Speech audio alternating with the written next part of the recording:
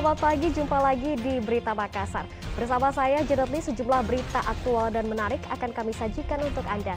Berikut 3 berita utama pagi ini. Seorang pekerja pemasang kabel optik tewas tenggelam di Sungai Kalobe, Kabupaten Pindrang.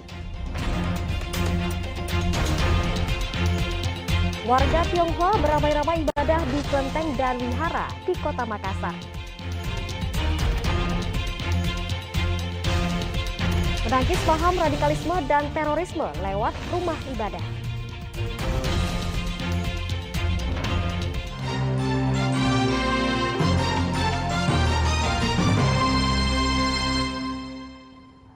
Kita ke informasi yang pertama, seorang pekerja pemasang kabel optik tewas tenggelam di Sungai Kalobe, Kabupaten Pindrang. Korban tenggelam saat menyeberangi sungai sambil membawa kabel optik yang akan ia pasang.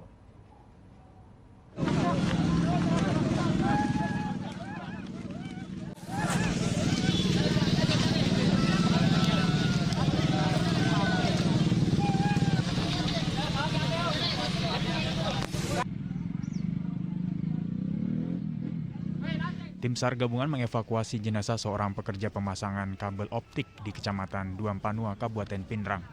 Korban adalah seorang pekerja harian pemasangan kabel optik salah satu jaringan telekomunikasi.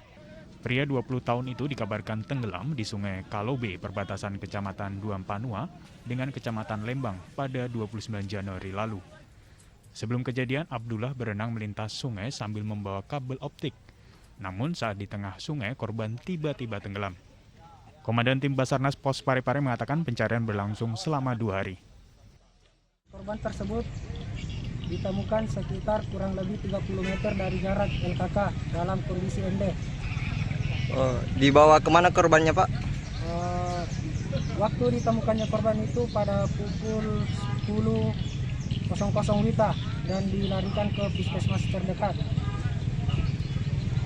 Korban dalam keadaan bagaimana, Pak? Korban tersebut dalam keadaan meninggal dunia.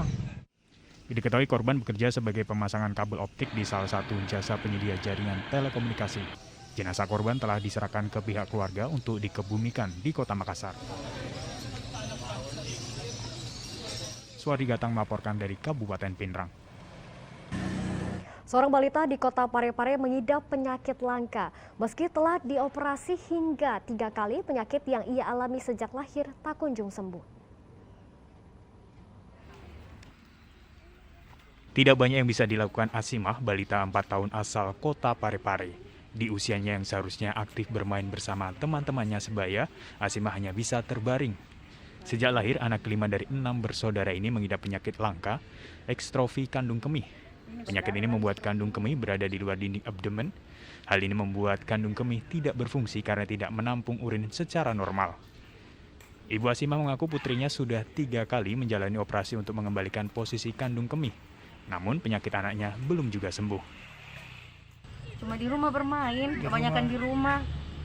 Pernah tidak diutarakan bahwa Bu, saya mau keluar main sama teman-teman? Pernah dia bilang, Mama, kenapa saya di rumah terus? Mau kak saya main sama teman-temanku?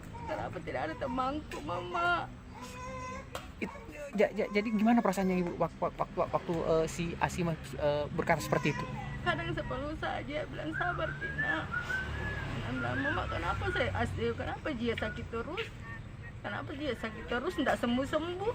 Selalu minum obat tapi tidak mau sembuh. Belakang sabar Kina, nanti sembuh. Kibla iya sembuh nanti ya Mama. Maka iya sembuh nanti nak. Cita-citanya. Karena penyakit ini, balita ini harus memakai pampers terus-menerus. Ia juga tak bisa bermain bersama teman-temannya dan hanya bisa berdiam diri di rumahnya di Jalan Lingkar, Sari Minyak, Kelurahan Galung Maloang, Kecamatan Baju Kiki, Kota Parepare. Tak jarang orang tuanya membawa Asimah ke warung mereka di sebuah lahan kosong. Suari Gatang melaporkan dari Kota Parepare. Warga Tionghoa beramai-ramai ibadah di sejumlah kelenteng dan vihara di Kota Makassar. Mereka berharap Imlek tahun ini bisa menggerakkan roda ekonomi dan membangun kesejahteraan serta kedamaian. Menyambut Tahun Baru Cina, Imlek, warga Tionghoa beramai-ramai beribadah di kelenteng dan wihara di Kota Makassar.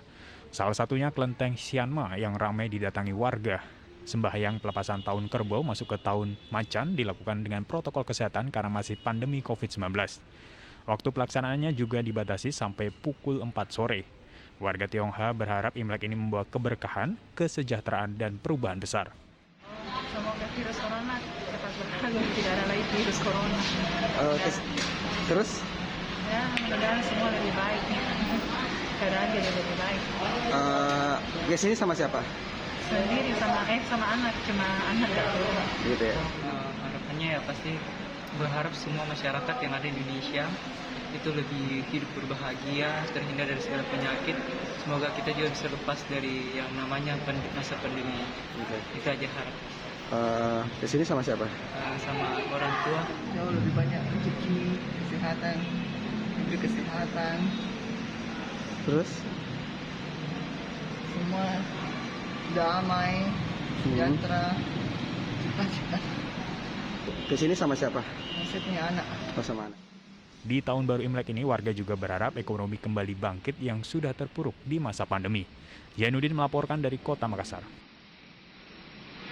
Kita beralih ke informasi lainnya. Bulog memastikan stok dan harga beras di Kota Parepare cenderung stabil menjelang perayaan Imlek. Sayangnya harga minyak goreng di sejumlah pasar tradisional masih tinggi di atas harga yang ditetapkan oleh pemerintah.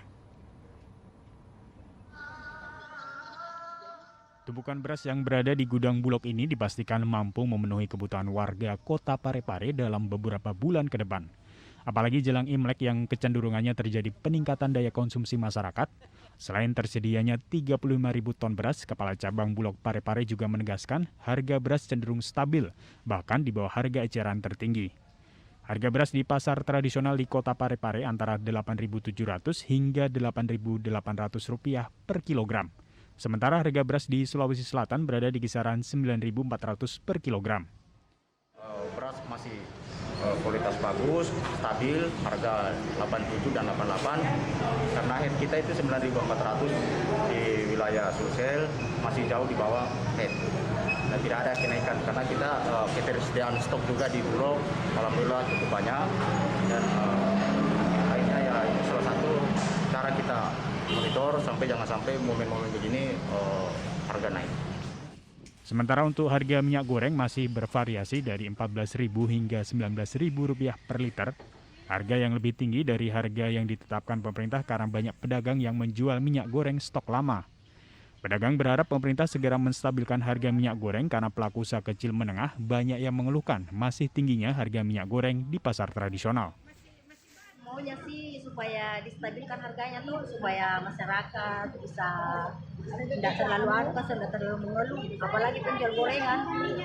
Oh, banyak mengeluh penjual gorengan. Banyak sekali kalau penjual gorengan, kalau pemakaian sehari-hari enggak ji, tapi cuma pedagang-pedagang yang di jalan itu goreng-gorengan. Menjelang perayaan Imlek, harga sejumlah komoditi di Kota Parepare masih tergolong normal. Harga rempah-rempah seperti cabai besar masih Rp25.000 per kilogram, lalu cabai kecil Rp40.000 per kilogram.